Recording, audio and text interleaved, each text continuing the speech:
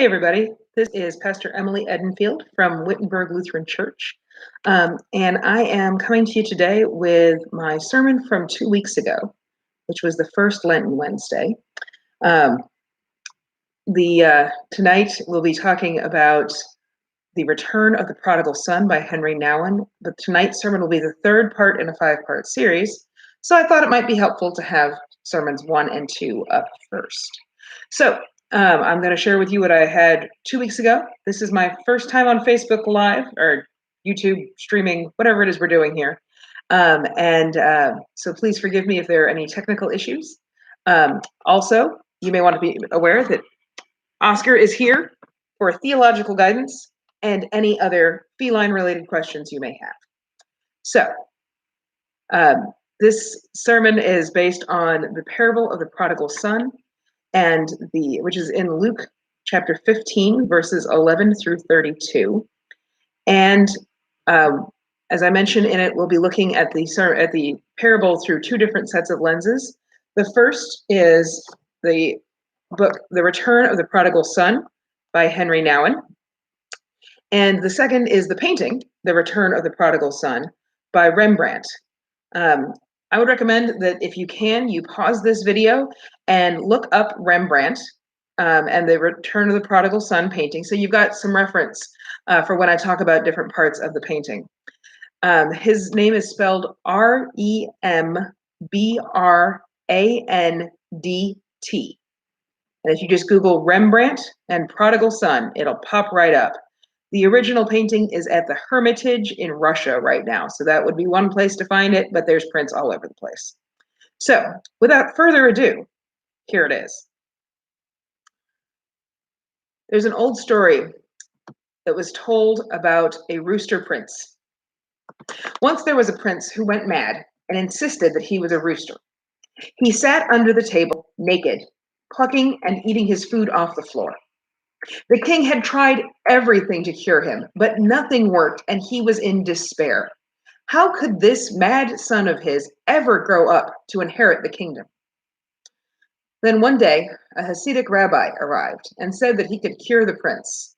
The king was desperate, so he said, "Okay, fine, go ahead. I'll try anything." So the rabbi took off his clothes and sat under the table, pretending to be a chicken too. The king was totally shocked. No doubt he had expected the rabbi to argue with the prince or try to verbally beat it out of him. But the rabbi knew what he was doing. And so, sitting there under the table, he got to know the rooster prince. Then one day, the rabbi called for a pair of pants and began putting them on. The rooster prince objected, saying, "What do you mean, wearing those pants? You're a rooster. A rooster can't wear pants." "Who says a rooster can't wear pants?" the rabbi replied. Why should I not be warm and comfortable too? Why should the humans have all the good things?" The rooster prince thought about this for a while. The floor under the table was cold and uncomfortable. So he asked for pants too and put them on. The next day, the rabbi asked for a warm shirt and began to put it on. Again, the rooster prince objected. "How can you do that? You're a rooster. Roosters don't wear shirts." "Who says so?"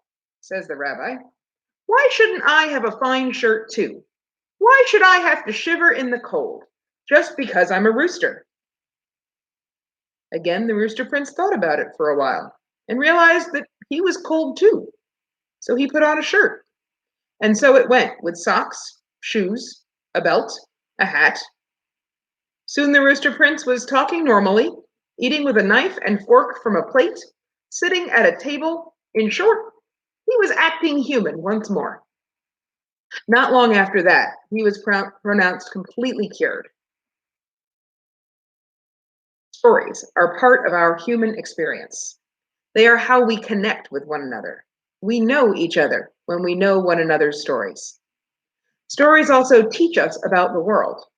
They give us a common language, like Cinderella's Prince Charming or Henny Penny worrying about the sky falling down. This story came from Rabbi Nachman of Breslov, and it was a new one to me. It sounds to me like the story of a good teacher, like the story of Jesus becoming one of us, like a story about living from the heart instead of living from the head. It also sounds a little bit like conversations I've had with small children who are caught up in their imaginative play. Stories also shake out differently depending on where we are in life. A frustrated parent might understand where the king and queen are coming from here. Someone who feels misunderstood might sympathize with the rooster prince himself. And a teacher who is willing to go to any lengths to help out a student might feel for the rabbi. So when we say that we're spending all of Lent focusing on one story, the parable of the prodigal son, it might seem like too much, but it might be just right to start getting at the different angles in the story. We'll be looking at the parable through two sets of eyes. The first one is that of Rembrandt. Rembrandt van Rijn was a 17th century Dutch artist whose work shaped a generation. His painting, The Return of the Prodigal Son, caught the attention of the Dutch Roman Catholic priest named Henri Nouwen in the 1980s. Father Nouwen was captivated. He prayed, he studied, he absorbed the painting in prints and in person, and finally he wrote about it. In the book, The Return of the Prodigal Son, different sections focus on the different characters in the painting. The father and the returning son, of course, catch us first. The father's red robe makes the returning son's tunic look that much dirtier. And his warm greeting is a gracious welcome home. Standing to their left, our right, is the elder son. Look how distant he is. He's dressed like his father, but his attitude is totally different. Depending on where we're sitting right now, we might feel like the prodigal son, coming home undeserving of such love and welcome. We might feel like the elder brother who wants to know why his brother is getting all the attention when he has been faithful for years. We might feel like the father who is so grateful that his son is alive that he shows extraordinary love.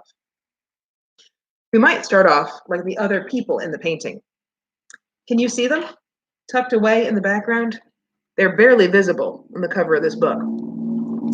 Their faces are too subtle to be seen clearly in some prints of this work. But there they are, like us, watching curiously to see what's going on and what it all means.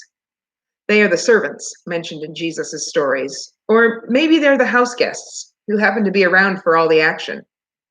Human nature is to pay attention when there's drama unfolding around us, so I am sure that there would have been more than 3 or 4 people keeping an eye on the situation. I wonder what they're thinking as they see all this outpouring of love. Are they embarrassed to be there for such an intimate moment, silently judging what's going on? Are they wondering whether they've cooked the fatted calf properly? Maybe they're curious or distracted or hungry. Where are we today? What is the state of your soul as God starts to draw you into this drama? As we continue to live with this parable this Lent, we might find our attention focused in one detail or another, or we might be drawn to different characters in the story. We might see ourselves as outsiders or insiders. We might expect what we find, or we might be surprised. We'll have to see. I invite you to let this story marinate in your mind this week. Listen to it or read it again in Luke 15. See where you fit in or where you don't understand why people are doing what they're doing.